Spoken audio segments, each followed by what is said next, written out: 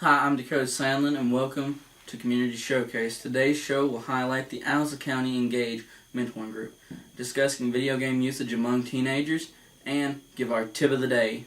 But, as we said, this week our community spotlight falls on the Owsley County Engage team. Let's take a look at who they are. Owsley County Engage was created by the Owsley County Drug Awareness Council in 2013 after several programs showed youth responded well to the sit-up-based system. The Drug Awareness team decided to create a mentoring program that runs on the same idea. Students in the program must commit to a drug-free lifestyle in word and deed. If it's the C average in every class, you can use the survey program. In exchange for their work, students have access to a game room located at the Owsley County Action Center and are taken on trips in the summer. If the student is rated just below a C in any class, that student is required to spend at least 30 minutes working on that class's assignment before they can use the game. If the grade does not improve, the time is up to now. If at the end of the year any student has below a C, they cannot go on trips. Any student in grades 7 through 12 is welcome to join the Engage and meets on Tuesdays after school at the Owsley County Action. Joining us today to talk about Engage Group are member Cody Smice. Hi, Cody Smice, and thank you for being here with us today. So can you tell us a little bit about what Engage does? Yeah. It's an anti-drug group that does fundraisers and helps our community, and we earn money to go on trips. It's basically a place to keep us out of trouble.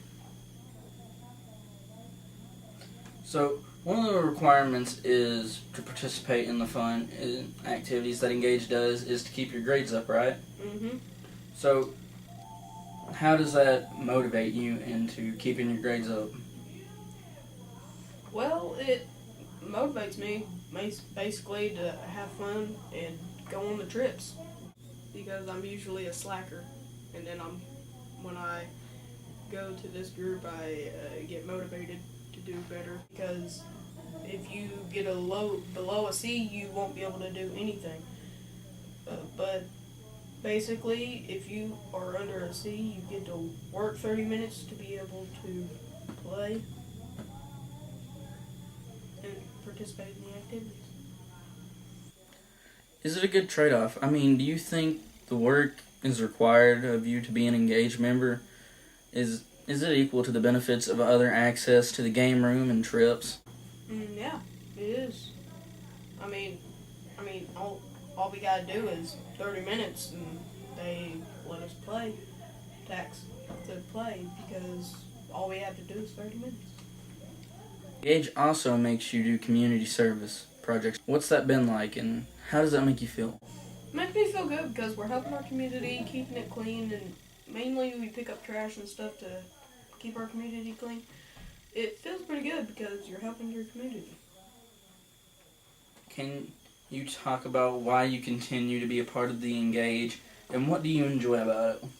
Well, mainly, Engage, I like about it is that they make you a goal if you're below a C to try harder and get above a C so you'll be able to hang out with your friends and stuff. And we work on the computer for 30 minutes, and that's it, and then we'll be able to play. It motivates you to keep your grades up so you won't have to work that 30 minutes. Thanks, Cody. If you would like information about Owsley County Engage, please check out the Owsley County Drug Awareness Facebook page. Or if you are an Owsley County student in grades 7 through 12, stop by the Action Team on Tuesdays after school. See how you can become a part of the team. We'll be right back after this short commercial break.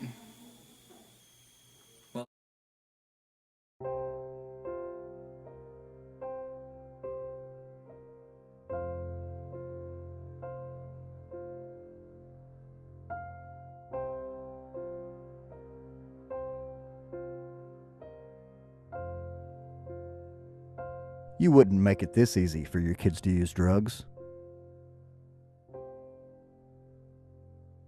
would you?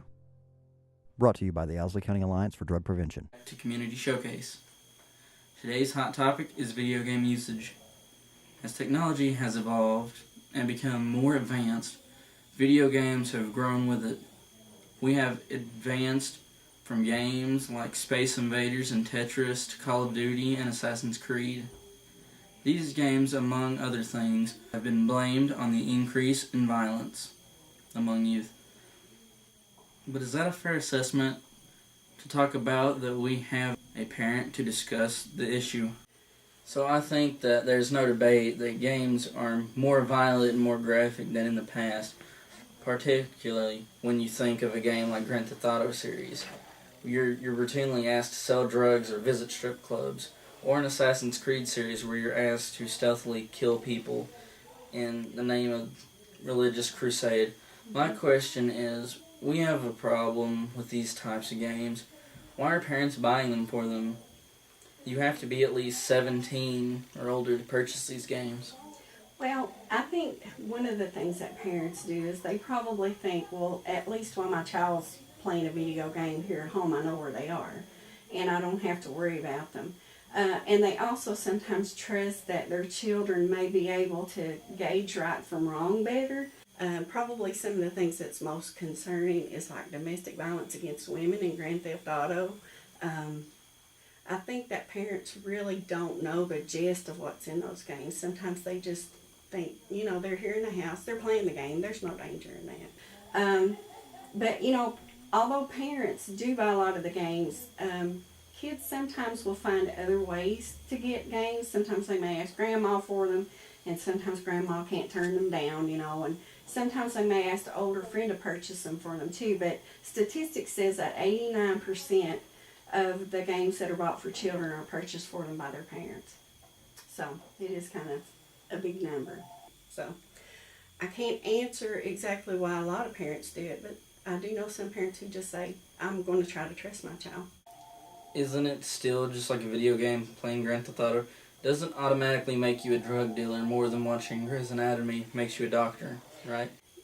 There's kind of research that kind of feels like, there is dangers that kids might express violence or might find interest in drugs just by dealing with these. And yeah, I guess sometimes that can happen, but I can use my own self as an example. Whenever I was a kid, we played cops and robbers and things like that. But, for the most part, none of my cousins or my friends grew up to be cops and robbers, or robbers. But I think that parents do not understand the developmental ages that their children are at. And whenever a child is an adolescent and they can start thinking abstractly about the grays of things, not just the black and whites, maybe they've got a little bit more of an ability to kind of determine if that game, they shouldn't be acting those things out. But little bitty kids who are concrete thinkers, they can't. If they think that there's a restart on life, like you can just reset it and start over again. And there have been some instances where children have killed other children because they did not understand that you don't get a do-over in real life. Do you think that it says something bigger about our society that these games that are popular, games that are sending these types of messages?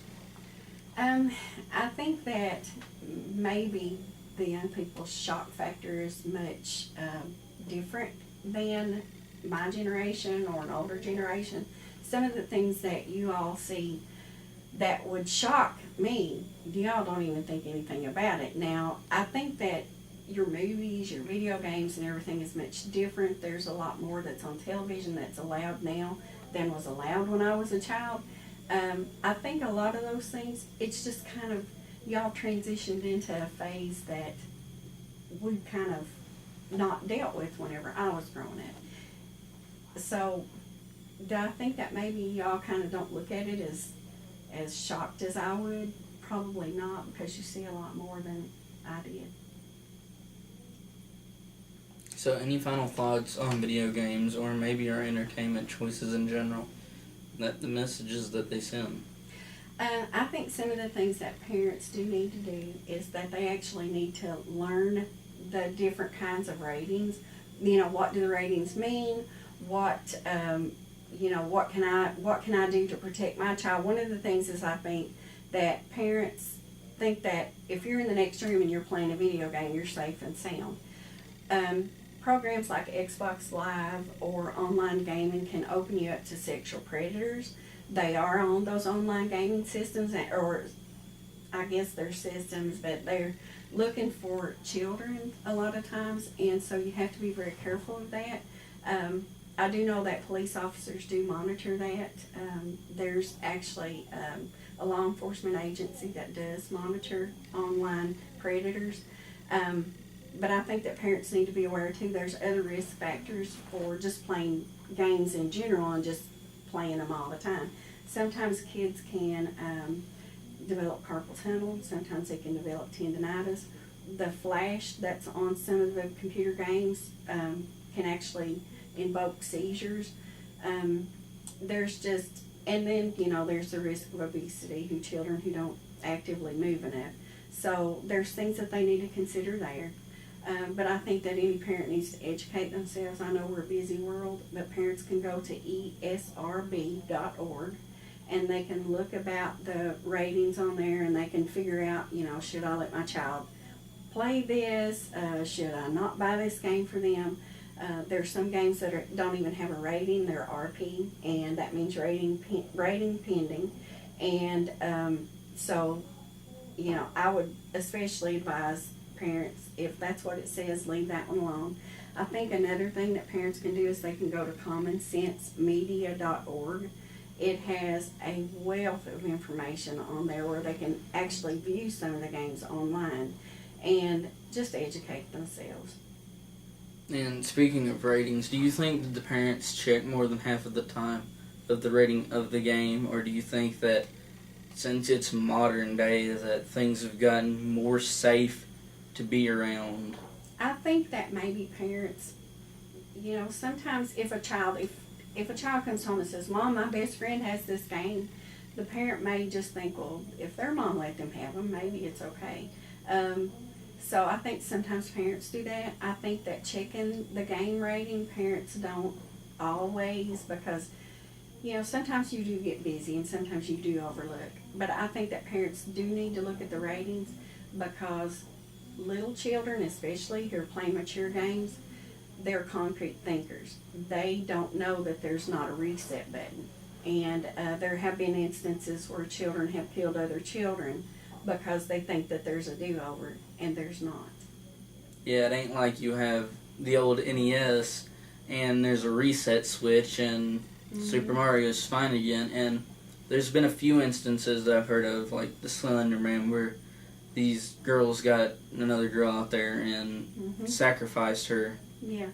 And I mean, I didn't really think it was funny, and I really think that they should be older. As a video game user myself, I really think that they should be older before they can be shown to this explicit content, because I remember when I was little, my mother wouldn't even think of letting me touch a game like Grand Theft Auto, let alone half of the Assassin's Creed or whatever's out. Like, if that had been out when I was little, I would have still been on the Nintendo 64. And, you know, I just want to say something to you. I mean, I'm like your mom. I always checked what my children played. But I think that as long as you check and make sure that what your children are playing is safe, and as long as they're in a safe environment, and you check and see what they're doing, I think that it's okay. I'm not opposed to video games. I've played several myself. I think that we just need to double check. We just need to be safe, because just like the little girl who was sacrificed because of the Slender Man game that the girls had been playing, that could happen to anybody's child. And, you know, I would just want parents to know that. And do you think that today's media and entertainment, or video games and things like that, have dulled these kids' imagination because they think everything is now in a virtual world?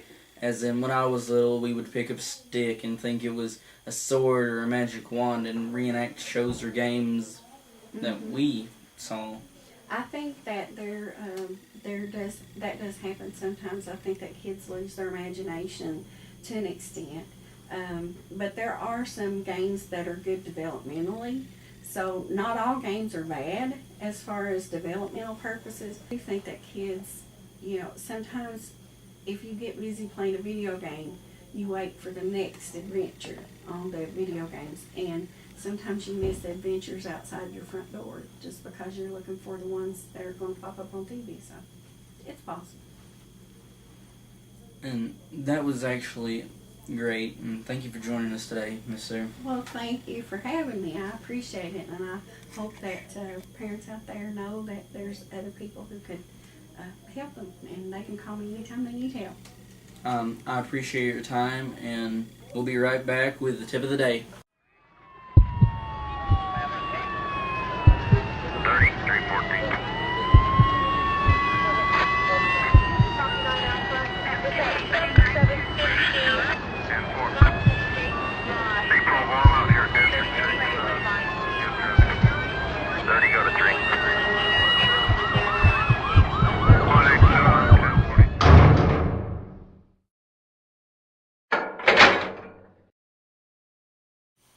Welcome back to Community Showcase, and today's tip of the day is going to be public speaking. And it's important to public speak because there's hardly any job that you could get without speaking. Even if you work at McDonald's, you have to say, "Hi, welcome to McDonald's. Can I take your order?" And then you have to recite everything back to them that they order. But other than that, I mean, the only job that you could get is probably working on Amazon or eBay, and that's like $2 or $3 an hour, maybe even more. But it's not that much. It's below minimum wage. And almost every other job does take public speaking. Like the president, he has to public speak in front of the nation and the United Nations. And see how much he gets paid? He runs the country off of public speaking. And public speaking can change everything. One speech could change... Well, actually, one speech did change the world. If you look at what Martin Luther King did, his public speaking, everybody got equal rights. Abraham Lincoln's public speaking, slaves were freed. And other people have did a lot of public speaking, but the most that impacts is what you want to impact. Like, I public speech down at the Owsley County Courthouse, and they're going smoke-free. And a way to be able... Well, the way that I got started public speaking was... I was nervous. So, being nervous and speaking in front of people was a weakness of mine, but I said, maybe I can use that weakness to my advantage. So I started talking to people at home, started reciting everything to my friends, and then that weakness became a uniqueness that I had. So I figured if I could just imagine the people that I don't know all around me as people that I do know and that care and actually support me, then I can speak in front of these people because they will all listen and it will make an impact. And that's our tip of the day.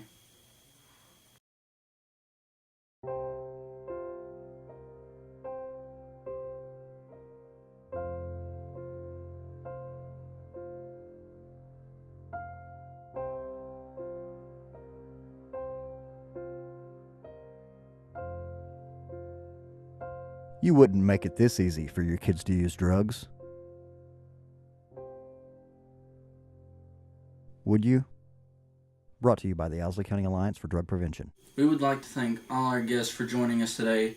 And if you have a community group you would like to highlight on Community Showcase in either Owsley or Jackson County, please contact us at 606-593-7296, extension 5. That's all the time we have today. Thanks for watching, and we'll see you next month.